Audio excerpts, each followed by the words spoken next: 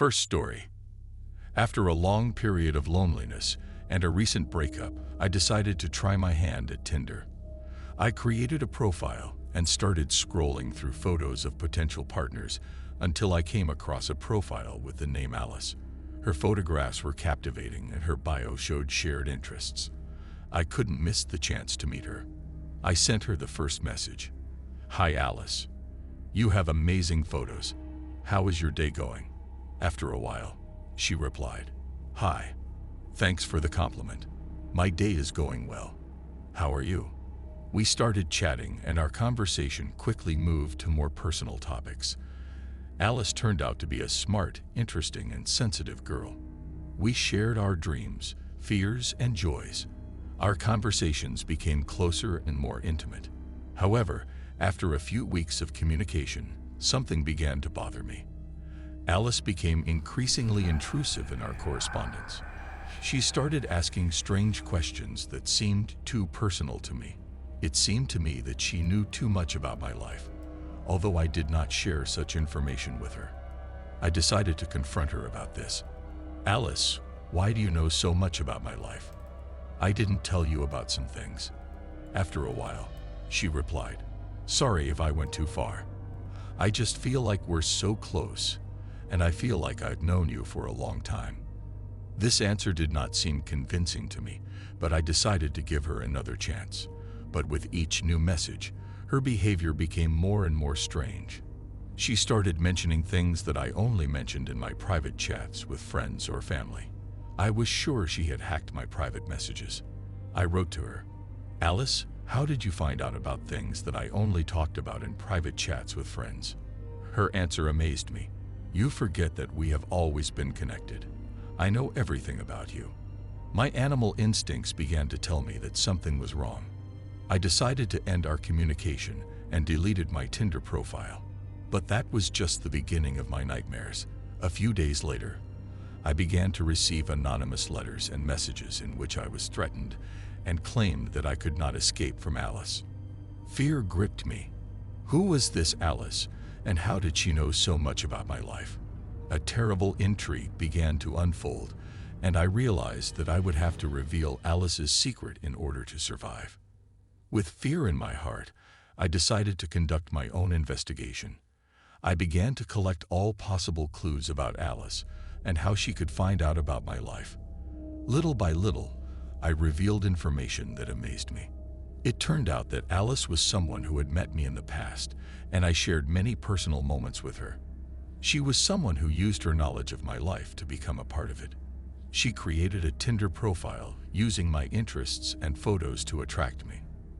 Everything she did was part of a plan to recreate our relationship, but this time on her terms.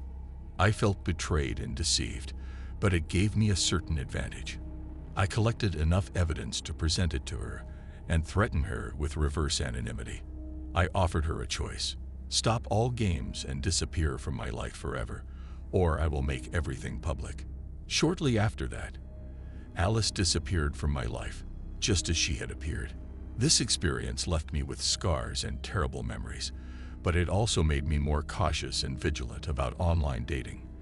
I realized that there could be dangerous adventurers lurking on the internet, and it was important to be careful not to fall into their web.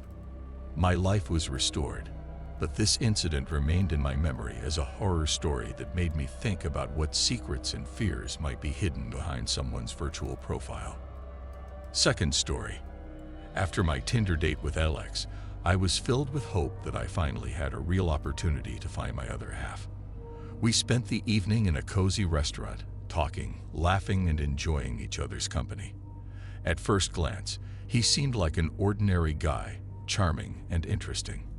He told me many interesting stories, and we seemed to have many common interests. But everything changed when I opened the door of my apartment and saw a strange letter on the threshold. It was handwritten, and inside was a single piece of paper with illegible handwriting. I began to unravel the text and was horrified by what I saw. "You think you can leave me after this night? You're wrong. I'll keep an eye on you. You won't be able to hide. If you try to tell anyone about me, the consequences will be dire." My heart started beating faster, and I started thinking about who could have sent me this letter. Everything pointed to Alex. I began to review my memories of our date, and something about his behavior seemed strange. He was overly attentive to the details of my life, asked unusual questions, and showed excessive interest in my safety. The next few days were an atmosphere of incredible tension. I felt like I was being watched, and every click of the lock on the door felt like a potential threat. I decided to talk to Alex, but when I tried to contact him, he did not answer his calls or respond to messages. The whole story frightened me, and I began to be horrified by the idea that someone could be following me and threatening my life. I decided to go to the police and tell them about the threats I received. The investigator began an investigation, but admitted that at this time, we do not have sufficient evidence to determine who is behind these threats. My life turned into a nightmare, and I could no longer move around the city calmly. I still didn't know who could have sent me that creepy email or how that person found me after we met on Tinder. But one thing was clear: my life was no longer the same, and I was a prisoner of someone's mysterious threats. My nerves were on edge, and I felt the fear gripping me more and more. All sounds, movements, and faces of passers-by seemed suspicious to me. I tried to stay visible in crowded places and avoid meeting strangers. The police continued to investigate the incident, but no evidence or witnesses emerged. My friends and family were concerned about my condition and suggested that I move in with them temporarily so that I could feel safe. I agreed to this offer and moved in with my parents, trying to restore my normal life. Soon after moving, mysterious messages began to come to me again, but not in the form of frightening letters, but through social networks. The anonymous sender claimed to know where I was and that everything I did was under control. He pointed out my actions and movements as if he was really watching me. The police continued to investigate, but the anonymous attacker remained elusive. My life began to feel like a nightmare, and I felt that I could no longer live normally. My friends and family suggested that I move to another city, but I was afraid that this would not stop the harassment and that the anonymous abuser would still find me. I tried to solve the mystery of my abuser on my own by revisiting the memories of that Tinder date with Alex. Suddenly, an idea came to my mind. What if it wasn't Alex? Maybe someone else found out about our meeting and started stalking me. I told my suspicions to the police, and they decided to check this version. It turned out that this was a key point in the investigation. After months of effort, they found out that my abuser was actually another person who found out about our Tinder meeting through social media and started stalking me. The next step was to arrest the offender, and finally the fear and threats left my life. I felt free and safe. My life was finally back to normal, and I realized how important it is to be careful when dating online. Third story. Since I moved to a new city, my life has been full of changes and unexpected events, and one of these events was a meeting on Tinder with a mysterious guy named David. His profile was decorated with mysterious photos and fascinating interests, and I quickly fell in love with his charm. Our first dates went great, and everything seemed perfect. But as we got to know each other better, David began mentioning his special beliefs and interest in spiritual practices. He never revealed details, but said that it helps him find meaning in life. I was open to new ideas and decided to support him in his search. However, over time, his stories began to become stranger and more mystical. He told me about the meetings in which he participates and about the mysterious rites that take place under the auspices of his mentor. I began to worry that David was increasingly going on short trips, leaving me alone with questions. He did not say where he was going or with whom, and it seemed that he was delving deeper into his secret practices. I began to feel that he was hiding something from me. One day, when David was on his next trip, I decided to investigate what was happening at his meetings. I followed him and found that he had entered a building where several people in strange clothes had gathered. I hid in a secluded place and witnessed a mystical ritual. People in the circle began to read strange prayers and perform mysterious rituals. The air was filled with the smell of incense, and everything around was plunged into darkness. I realized that this was not just a spiritual practice, but something much more sinister and dangerous. Suddenly, I was noticed, and the eyes of the ritual participants turned to me. Panic took over me, and I tried to run, but they stopped me. The girl, who turned out to be a member of the sect, approached me and claimed that I could be accepted into their ranks. She looked at me with sparkling eyes and asserted that I had found my destiny and could gain a lot from their rituals.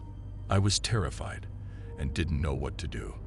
I was trapped among these fanatics and had to make a choice: accept their strange beliefs and become part of their cult, or try to escape.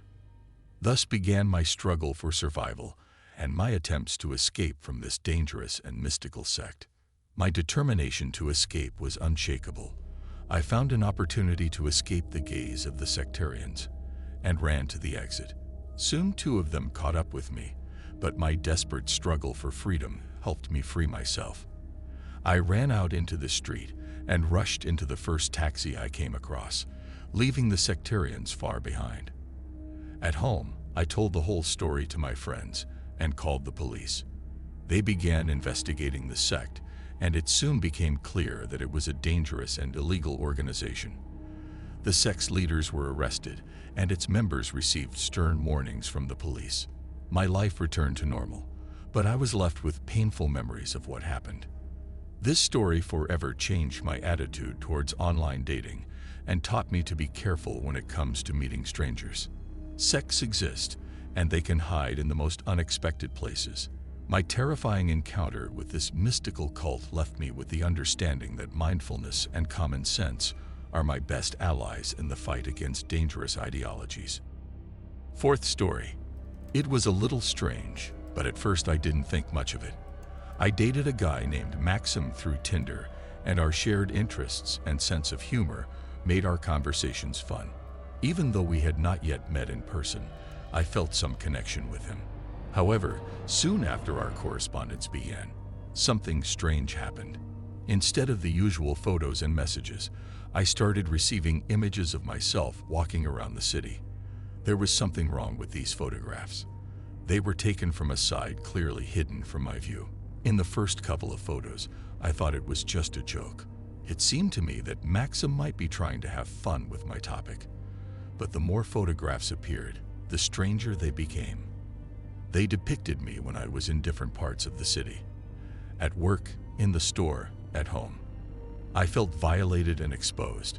Somehow, Maxim knew where and when I was, and photographed me from afar so as not to attract my attention. I couldn't understand how he did it. My friends thought it was pretty weird, and I should stop talking to him. However, I was determined to find out what was going on. My feelings for Maxim were strong, and I wanted to solve this mystery. I continued our conversations, and Maxim looked completely unsuspecting. A few days later, in one of the messages, I asked him about the photographs. I said it was really weird that he knew where I was and was taking pictures of me without my knowledge. His answer was short and mysterious. "I am always here where you are." This answer shocked me. Maxim claimed that he was always watching me. It was frightening and incomprehensible. I began to feel that my privacy was being violated and that someone was following me in secret. I decided to meet Maxim in person to solve this mystery. We agreed to meet in a public place, and I hoped to find out what was going on. When I arrived at the meeting, Maxim looked like an ordinary and unsuspecting guy. We talked about the photos, and he claimed they were just jokes and that he didn't mean to hurt me. But whatever it was, my credulity was lost, and I decided to end our communication. Since then, I haven't received any more weird photos, and I've decided to be more careful with my online dating choices. This experience left me with a shadow of mistrust, and I was no longer willing to trust strangers in the virtual world. As time passed, life returned to normal, and I tried to forget this strange and frightening period. However, the feeling of bewilderment and uncertainty still remained in my mind. A few months later, I moved to another city, hoping to start over and forget the past events. But one day, while I was browsing profiles on Tinder, my hand trembled when I saw a photo that was all too familiar. It was me, on the street, in the place where I had just been. But this was impossible, because I had just moved to a new city, and no one knew me here. I looked at the profile and found that it was Maxim. Not only did he find me in a new city, but he also started using my photos on his profile. He sent me a message with the text, "I am always here where you are." My fear and bewilderment returned with renewed vigor. I began to fear that Maxim was watching me and was always nearby. I told my friends and contacted the police again. They began an investigation, but since there were no specific threats or evidence of a crime, the results of the investigation were limited. I had to reassess my life and become more careful online. I changed my privacy settings on social networks and made sure that my data was not accessible to others. But the fear remained. I could no longer feel free on the internet and was always in a state of anxiety. This incident left its mark on my life, and I realized that even in the virtual world, one cannot be too naive. Be careful in online dating and protect your privacy. Fifth story. My experience with Tinder has always been pretty mundane. I've met different people, had some nice dates, but never encountered anything that scared me. However, one day my life was disrupted forever. It all started when I received a new message on Tinder from a certain Lily. Her photographs showed a beautiful girl with a mysterious look. We started talking, and she turned out to be very charming and smart. Our conversations seemed completely normal until suddenly she started sending me strange messages. The first of them was short and mysterious. "Soon you will lose what is dear to you." I thought it was some kind of game, or she just wanted to play a trick on me. But in the next message she clarified, "Be prepared for loss. Your family will be in danger." I started to get nervous. My loved ones were all I had. Who is this person who writes such threats to me? I asked her what she meant, but she continued with sad messages. "Soon you will hear their cries, but you will not be able to help them." My anxiety only increased. Did Lily know about my family? How could she know about them? I tried to find out more, but she refused to reveal her motives. Her messages became increasingly darker and more threatening. A few days later, she sent me one last message. "It starts tonight. There's nothing you can do to stop it." My life has become hell. I was in complete despair and feared for the safety of my family. Subconsciously, I knew that this could be some kind of sick prank, but it was impossible to ignore the threats that Lily sent me. I called the police and told them everything that happened. They began an investigation and took control of my safety. While I was deeply touched and frightened, they tried to trace the source of the messages. But soon they did not find any concrete evidence. The night Lily warned about has arrived. I did not sleep. Anxiety covered me completely. But, surprisingly, nothing terrible happened. This morning I received a message from the police that they have found no threats and that my family was safe. Lily disappeared as mysteriously as she appeared. I never found out who she was or how she found out about my family. This experience left me feeling helpless and stressed. I could never trust online dating again. And this story always reminds me that danger can lurk in the most unexpected places. Over time, the fear gradually subsided, but the shadow of the unknown remained. I continued to use Tinder, but became much more careful about who I matched with and when sharing personal information. There were no further messages from Lily, and I hoped that she had disappeared from my life forever. However, a few months later, when I had almost forgotten about Lily and was sure that the danger had passed, I received a new message on Tinder. It was her, Lily. There was no information on her profile, and she didn't use any photos. She wrote just one word: "Sorry." It was a strange and unexpected message, and I was shocked. There were no threats or death messages, just that one word. I decided to try to solve Lily's riddle. I asked her what she meant, but she did not answer my questions. Instead, she started sending me photos. Photos of me in different places around the city, just like the previous horror story. It was like déjà vu, and the fear returned with renewed vigor. I realized that Lily was following me and could find out about my life, even when I did not provide information on Tinder. My fear and worry about the safety of my family took hold of me again. But this time, I was determined to solve Lily's mystery and stop this nightmare. I contacted the police again and provided them with all the new messages and photos. They began an active investigation and tried to determine the source of the threats. Meanwhile, Lily continued to write to me. She claimed that she knew about something that I needed to know and that my life was in danger. But she did not provide any specific information, only cryptic hints and messages. The police were soon able to discover that Lily used anonymous means of communication and was an expert at hiding her identity. They continued to work to solve the mystery, but could not provide me with any concrete answers. And so, my life remained in danger, and I was at the mercy of an invisible enemy. This story had no resolution, and I was immersed in a world of constant fear and paranoia. This time Lily was even more skilled and dangerous, and I could not be sure that I would find a way to protect myself and my family from this mystical persecution. Sixth story. My story began as usual.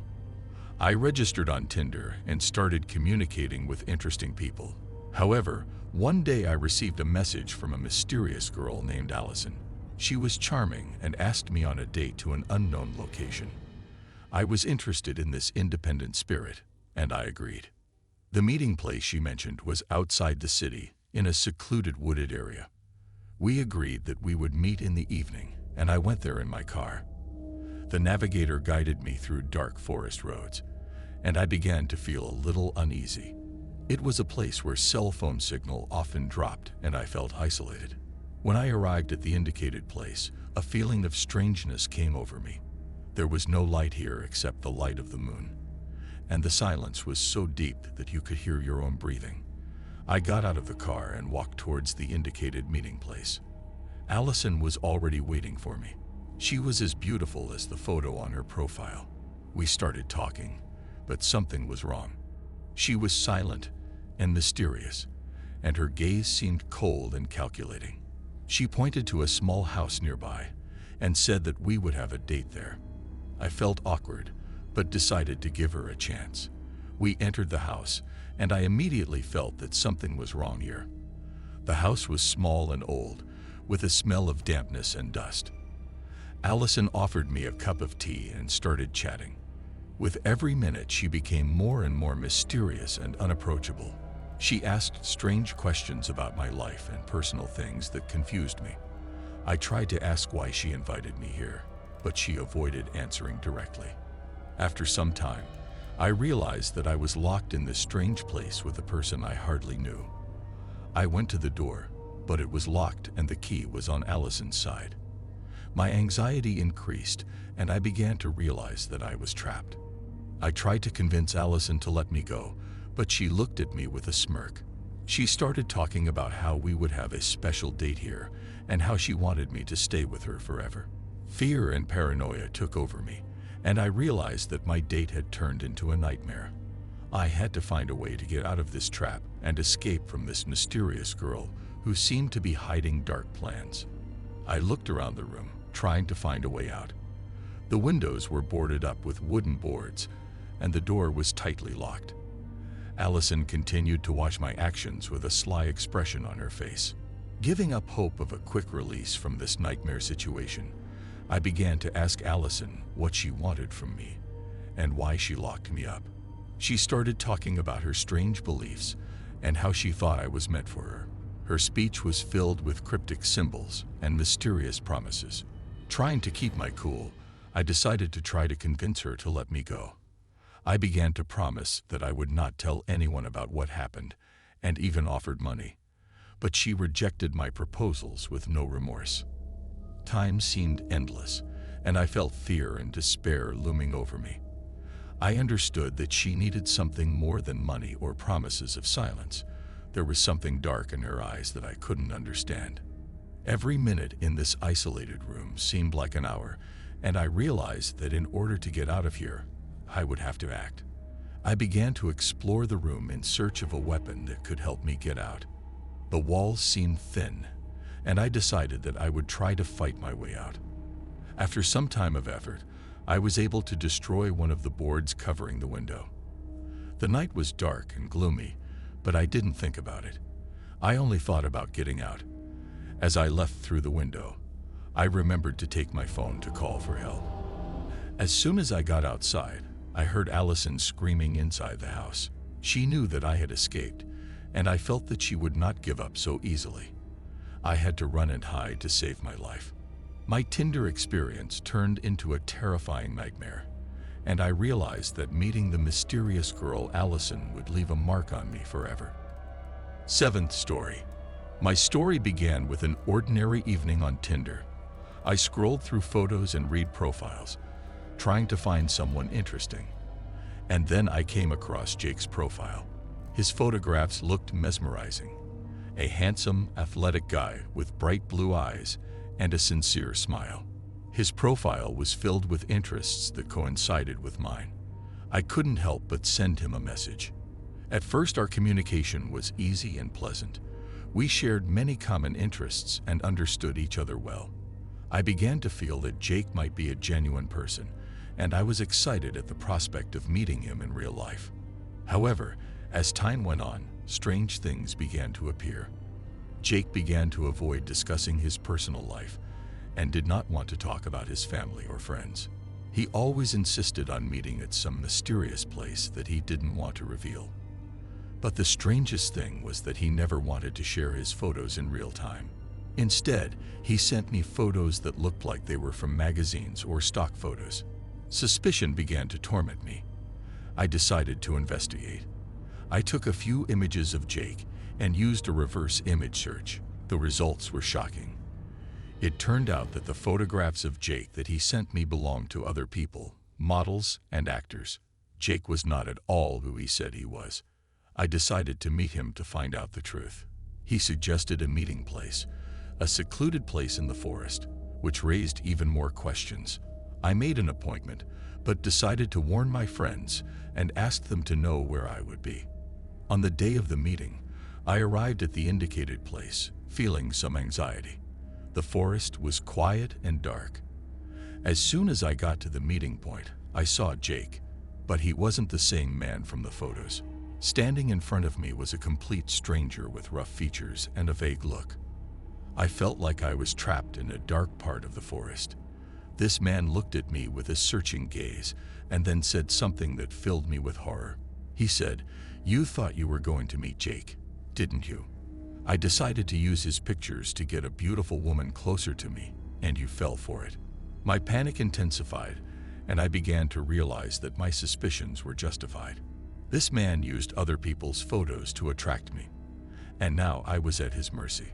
He kept talking about his plans and how he wanted revenge on me for something I didn't even understand. He was frightening and unpredictable, and my life seemed to be hanging by a thread. He threatened me that no one would know about my disappearance and that my life would end here in this forest. But suddenly we heard the noise of a motor, and the approaching headlights of a car illuminated the forest. My friends, whom I warned, came to the meeting place to check what was happening to me. The man realized that his plan had failed and tried to escape. We called the police, and he was arrested. It turned out that he had the intention of harming me and taking revenge for some fictitious insult. My Tinder match, which seemed so ordinary, turned into a terrifying nightmare. But thanks to my vigilance and the support of friends, I avoided danger and was able to expose this man. This story always reminds me of the importance of caution and trust on online dating platforms. Eighth story. I've always been a cautious Tinder user, trying to choose my dates wisely. But one day I encountered something I never expected. It started out as a normal app update. I decided to find someone interesting to date and soon got a match with a girl named Alice. Her photos were beautiful and her profile looked real. We started talking and soon decided to meet in real life. Our first few dates were great. Alice was charming, smart, and sweet. We talked a lot about our interests and had a lot in common. I started to fall in love. But soon strange things began to happen. Alice started asking me strange questions regarding my personal information and finances. She wanted to know more about my credit cards, bank accounts, and other financial details.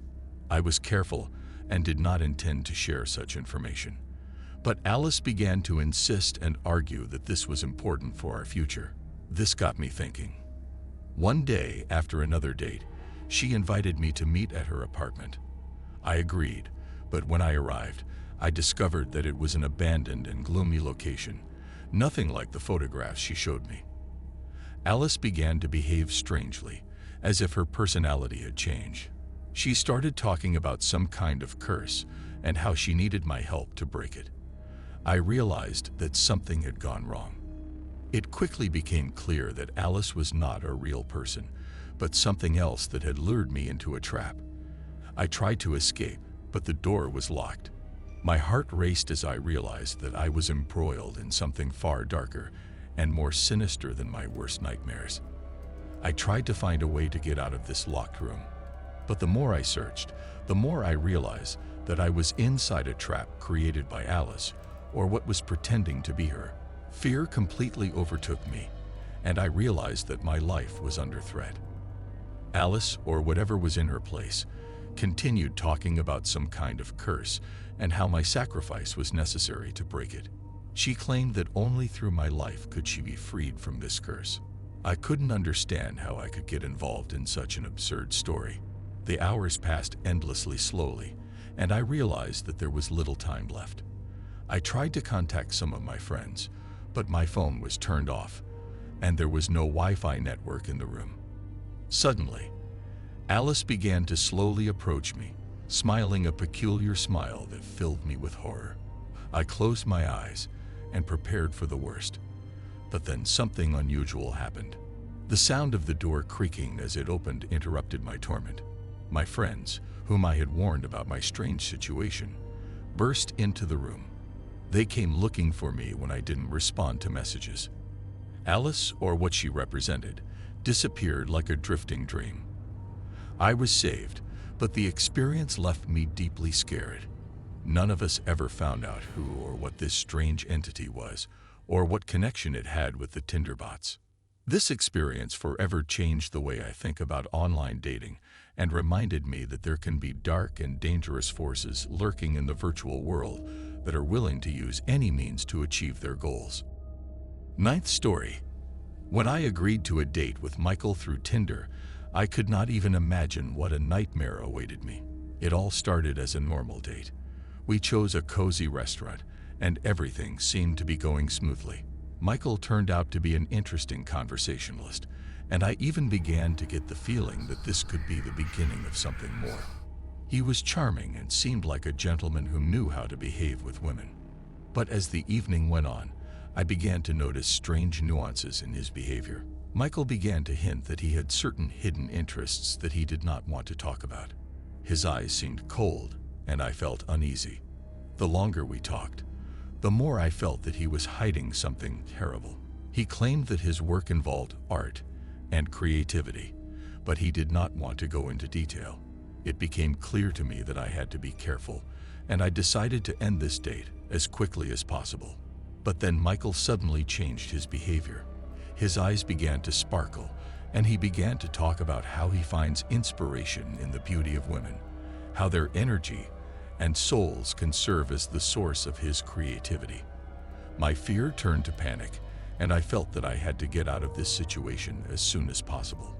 I checked in on the restroom and secretly called my friend, telling her what was going on. She advised me to leave the restaurant and call a taxi. I followed her advice, and it seems I managed to leave Michael unnoticed. When I was already sitting in the taxi, the feeling of relief did not leave me. But at that moment, when the car began to move, I saw Michael, who was standing at the exit of the restaurant, looking in my direction and smiling with his cold smile. I knew this was the moment I saved myself from a potential killer, and I didn't want to think about what could have happened if I hadn't acted quickly. That evening left me forever with a shadow of fear and dissatisfaction with myself for not being able to see the warning signs earlier. It was a terrible experience that reminded me that in the world of online dating you can meet not only interesting and good people, but also dangerous maniacs.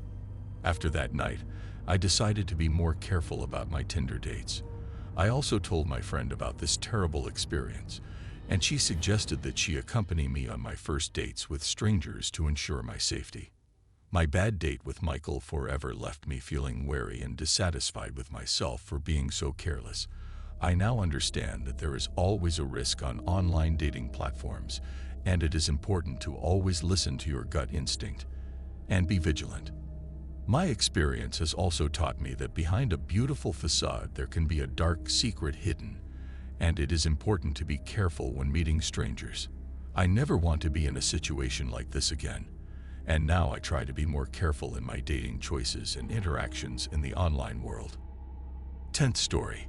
This story started a few weeks ago when I made a match with a certain Jake on Tinder. At first he seemed like an ordinary guy with interests that were close to me. We started exchanging messages and quickly found common topics of conversation. However, after a few days our communication took a strange turn. Jake started talking about how he was imprisoned and needed help. There was desperation and anxiety in his messages. I thought it might be some kind of weird prank, but his words sounded so real that I began to worry. Jake claimed that he had been kidnapped and was being held at an unknown location. He said he had difficulty gaining access to his smartphone and Tinder, and that this was his only connection with the outside world. He asked me to help him, saying that his life was in danger and he did not know who else to turn to. At first I thought it was just a game or an attempt to get attention, but with each new message from Jake, my anxiety grew. He started sending me pictures of where he was, and they looked really dark. These were dark dungeons or basements, and it seemed like he might actually be in danger. I felt that my kindness and compassion for this stranger compelled me to act. I tried to ask him for more information about his whereabouts, but his answers were too fragmentary. He asked me to contact the police and tell him his story, but his words were so vague that it was difficult for me to understand what was really happening. With each new message, I plunged deeper into Jake's mysterious story. I understood that he could be a real victim, but at the same time, it could be a cunning trap. Mixed feelings and disturbing thoughts about what was happening to this man did not leave me, and I decided to continue communicating with him until I unraveled the mystery of his disappearance. As the days passed, my correspondence with Jake continued. He kept sending me pictures of his whereabouts, and each one made me even more worried. He claimed that he was being pursued by some sinister figures, but could not provide me with clear evidence. I began contacting the local police, telling them about my correspondence with Jake, and providing them with all the photographs I had received. They began an investigation, but admitted that the matter was difficult because they had too little information. Meanwhile, Jake continued to ask me for help. He claimed that he was kidnapped by a cult, and he knew too many of their secrets. He asked me to find a way to save him, but the whole situation became more and more confusing and strange. I couldn't understand how he could hold a smartphone if he was in such danger. However, I felt responsible for him.